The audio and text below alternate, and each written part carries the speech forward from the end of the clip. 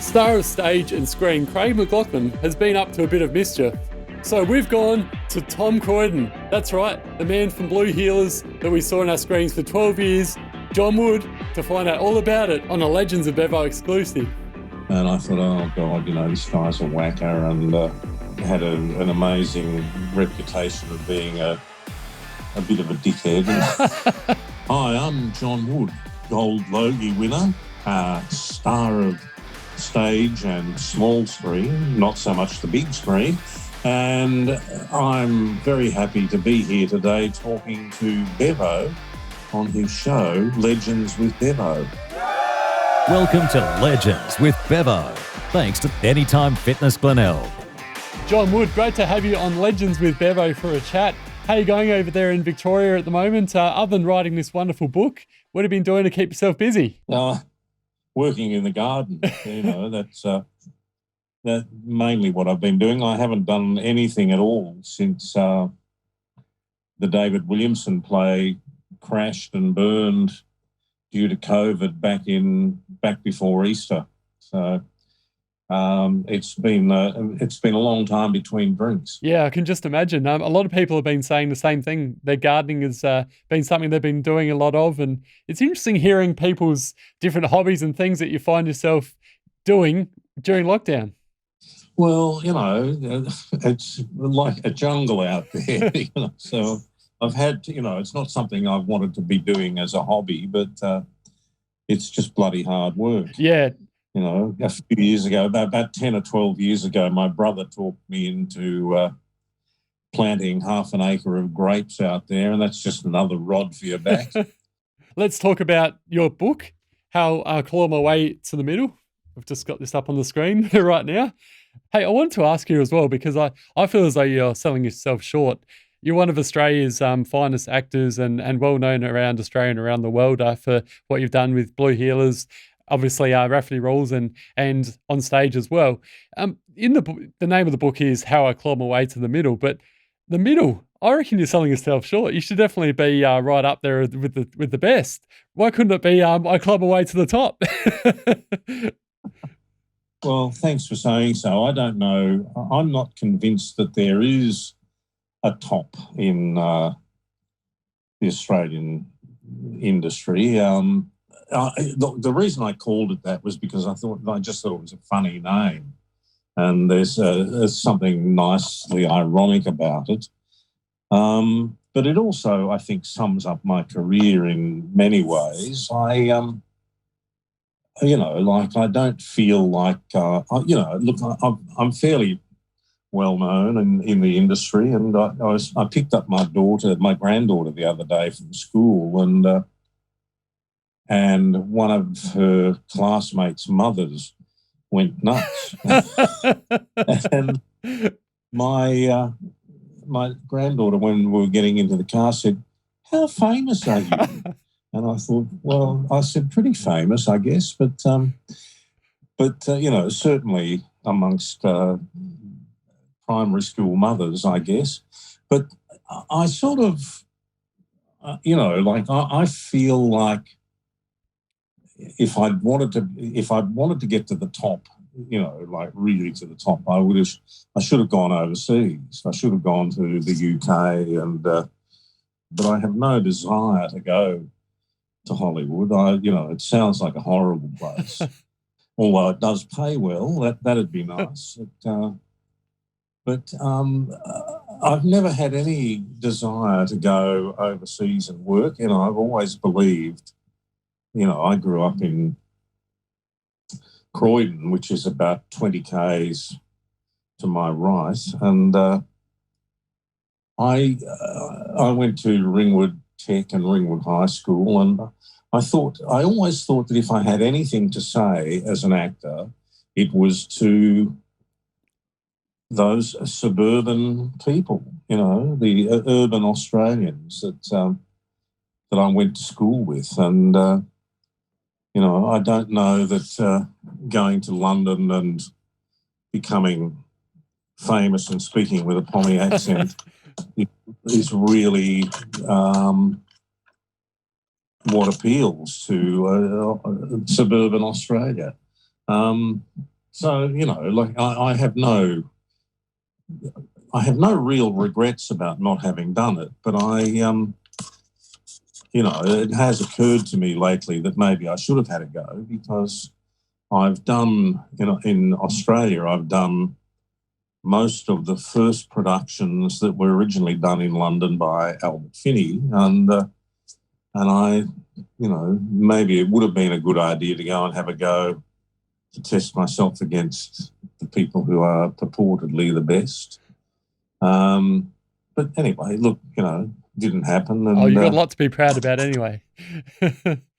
Yeah. Look, I'm very proud of shows like Rafferty's Rules. I think that was really groundbreaking Australian television, and without it, you wouldn't have ever seen things like Sea Change, which, you know, basically exactly the same idea, but in reverse. Instead of a country magistrate coming down to the city, you've got a city magistrate going down to the seaside. And, you know, it was, as I said, really quite groundbreaking. The scripts were absolutely fabulous, and the major characters were really beautifully written and beautifully played. And you got nominated for an amazing 9 years in a row for the Gold Logie, and then finally in 2006, you won the Gold Logie. But you said it was bittersweet in your book, though, John. Tell us more about that. Well, bittersweet in as much as that by the time I won the Logie, by the time I won the Gold Logie, I won several other Logies over the years, but by the time I won the Gold Logie, it was the 10th year I'd been nominated, but we already knew that the show was finished. You know, the show had been cancelled, and we'd all been given the arse, as it were. So, I shouldn't laugh, but it's certainly something, again, to be very proud about. And since then, you've done some great stuff on stage, and you started doing Dr. Blake mysteries until the sad situation happened with Craig McLachlan. Just give us a few words about working with Craig. Well, Craig is, to be honest, you know, when I first heard I'd be working with him, I did an episode of, I did a series called The Cut, which was about a sporting agent, and Craig came on as a guest, with a guest role in that. And I thought, oh God, you know, this guy's a whacker, and you know, like had an amazing reputation of being a bit of a dickhead. And I thought, oh, you know, but he was tremendous. You know, he was one of the hardest working actors I've ever met. He really put in the hard yards, and on Dr. Blake, I had enormous respect for him, because it's very hard work, and he just took it all on board, and he had, you know, he had the bulk of the dialogue all the time, which meant he had the bulk of the learning. You know, he had to learn and he had to learn the mystery, you know, which none of the rest of us did. We just were there doing little bits and pieces occasionally, but he was carrying the whole load of this show, and I think he did a spectacularly good job. I think he created a really memorable and wonderful character, and you know, like I was amazed to hear that he'd been misbehaving. I had no indication of it when I was on set. That's interesting. As I said, he's one of the hardest working actors I've ever met. I wasn't aware of anything untoward happening, and I mean, you know, like he is a bit of a potty mouth. There's no doubt about that, and I was just impressed, you know, with the way he kept the crew elevated and animated. You know, he used to muck around with them all the time, and you know, he insulted them. He called the clapper loader DLB, the dirty little bastard, and you know, like these people, these young people, absolutely adored him because he just constantly included them in his repartee and made them feel really special. And as I said, I wasn't aware of anything untoward going on, and you know, we had two clapper loaders, one young guy, DLB, and a young girl, you know, and he treated them both equally, you know. If you said anything offensive about the girl, he'd say it about the boy as well. But it was, you know, so there was nothing overtly sexual in anything that he did, and no one was more surprised than I was when those charges were laid against him, most of which came from the Rocky Horror Show, which, you know, like I'm not a big fan of the Rocky Horror Show, to be honest, and I didn't see Craig play Frankenfurter. I don't care. Well, I don't care whether he's gay or not. I just don't want it in my face all the time. And that was Rocky Horror for me. I was not that impressed with it as a show, and it clearly gives the character, the actor playing Frankenfurter, a lot of liberties, and maybe, you know. But as I said, I was not aware of anything happening at all, and I wasn't. No, you've answered it. You've answered it very well. Let's get back to yourself though, and obviously, you've always had a passion for acting, so much so that you failed out of high school, and you know, because you always wanted to be an actor. When did you first get that passion though for acting, John?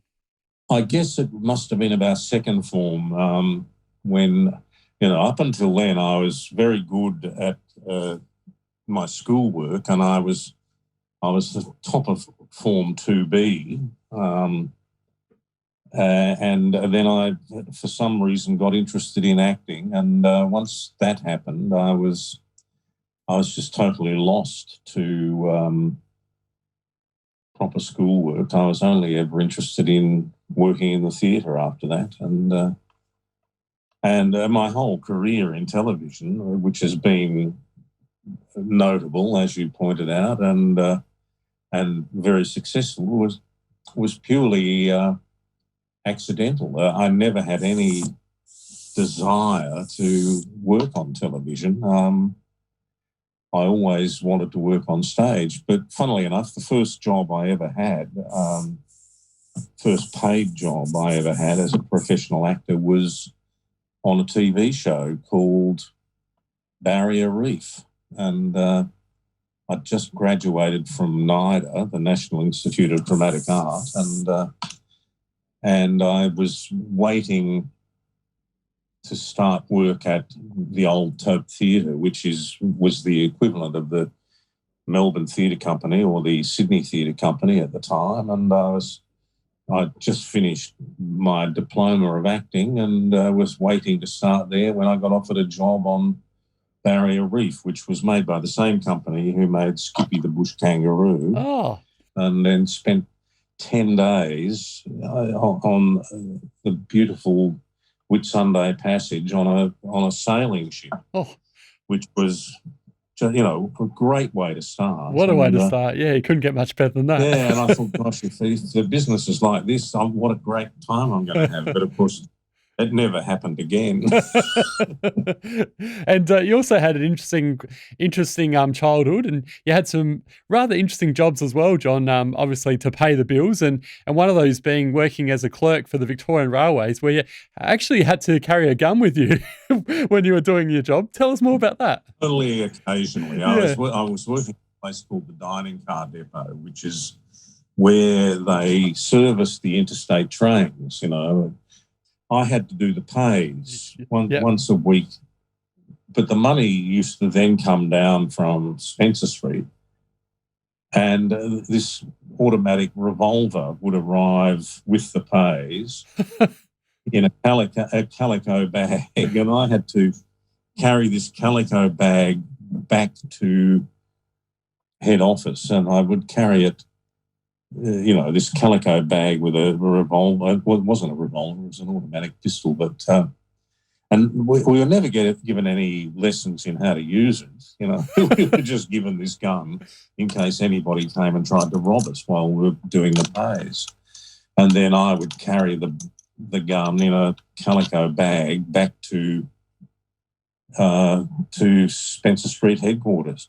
Thankfully, nobody ever tried to take it off me or forced me to use it, but it was a very silly situation, I thought. Yeah, definitely something interesting. Those were the days, yes. And let's go back to your acting. And what do you think made Blue Heelers and Rafferty Rules such two successful shows, especially Blue Heelers, I mentioned at the top, being one of the biggest rating shows of all time in Australia? Yes, I think it was probably the bucolic nature of the show. I think people really liked the idea of living in a town like Mount Thomas. That country town. The sort of place where I grew up in Croydon. Where nobody ever locked their doors and people would just come round and go, "Oh, you're home?" And you go, "Yeah," and people would just come in and out of your house. And I think that sort of bucolic history was what appealed initially to the viewers of Blue Heelers. I think they loved the idea of a country town. I mean, country practice had been equally popular. It went from being this bucolic country town where everybody left their doors open to being the crime capital of the Southern Hemisphere. We solved so many crimes in Mount Thomas. For a small town, we had, a major crime and a couple of minor crimes every week that we solved and saved the people of Mount Thomas from these criminals. But it was a very different, it became a very different sort of a show. What about Onset? Was there, did you guys have a lot of fun and a bit of banter, or was it very serious most of the time, John? It was a lot of fun. I mean, we had a great relationship with each other, the actors, and then we had a fantastic relationship with the crew. And we worked with the same group of people virtually unchanged for the entire 12 years. And people would say to me, "Oh, didn't you get bored?" And I said, no. I think of the scenes that took place in Tom's office. There'd be me and maybe one or two of the other coppers and maybe a guest artist who was being aggrieved or being a criminal. And then also within the room we had two boom swingers, that held the microphones over our heads, and two cameramen, one sitting on one side of the desk and the other one sitting behind me shooting over my shoulder. And we spent, 12 years together in that room, all, with this extraordinarily close relationship. And, I think we just loved working together, and we loved each other, and we had a sensational time, and they're not just those members of the crew. There'd be a continuity girl and maybe the director in the room as well. And although the director often went back to watch on screen what was going on, but oftentimes they would be in the room with you. So there was tremendous camaraderie and closeness. Wonderful. It was wonderful. It was a wonderful job, and I was immensely sorry when it finished. I was, I'd still be doing it today given the opportunity. But that makes sense why it was so successful, and why you had so much fun, because, like you said, when you're working together all the time and you get along so well, it always makes success, doesn't it?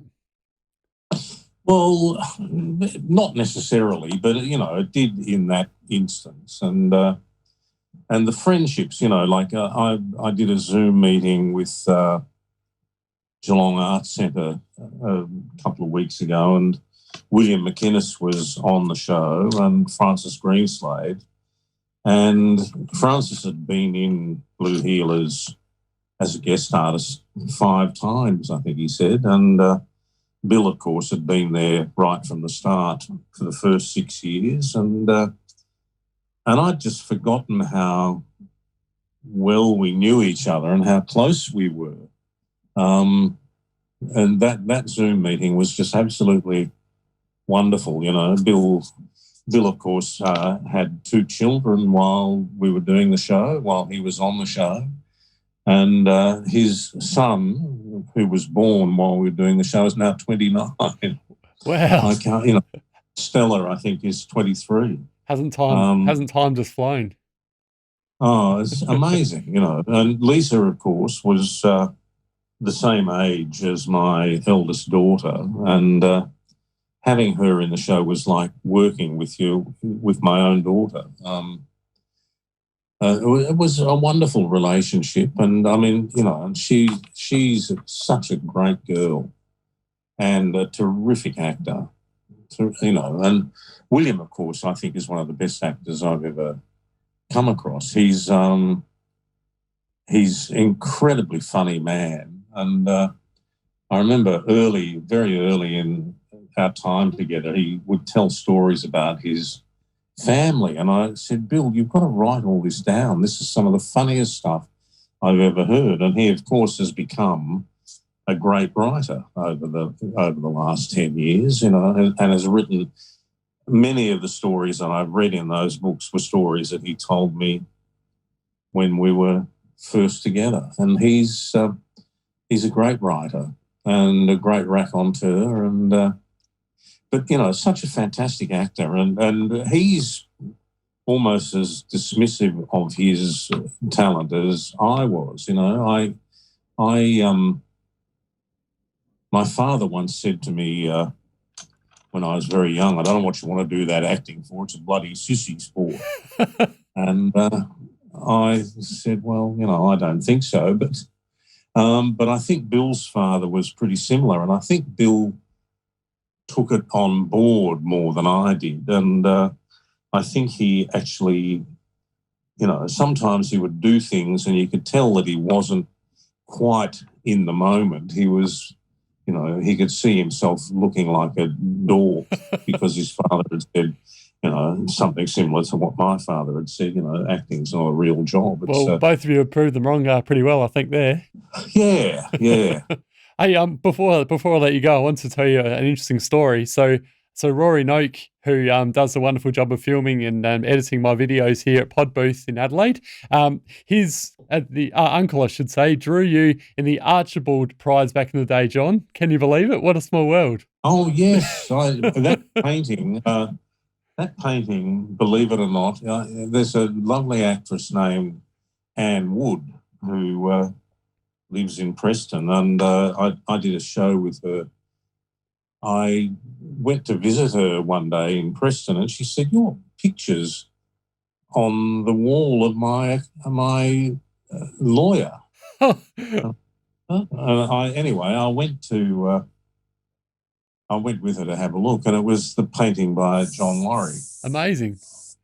Yeah, there you go. Which I had never seen since it had been completed. But there you go. And I think, did I hear Rory say that he was at Ringwood High? That's correct. Yes. Yeah, I went there for 18 months. But I initially went to a technical school because my mother believed that I was good with my hands and would therefore make a good cabinet maker. But she couldn't have been more wrong. I was absolutely hopeless at all that stuff.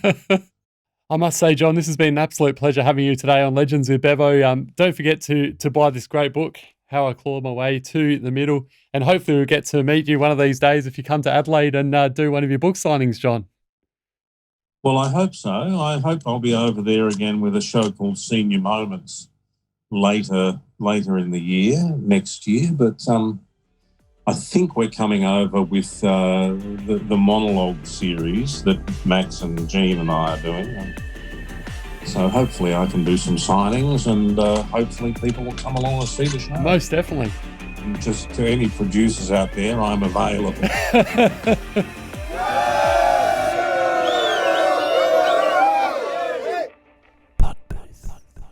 Sounds so good.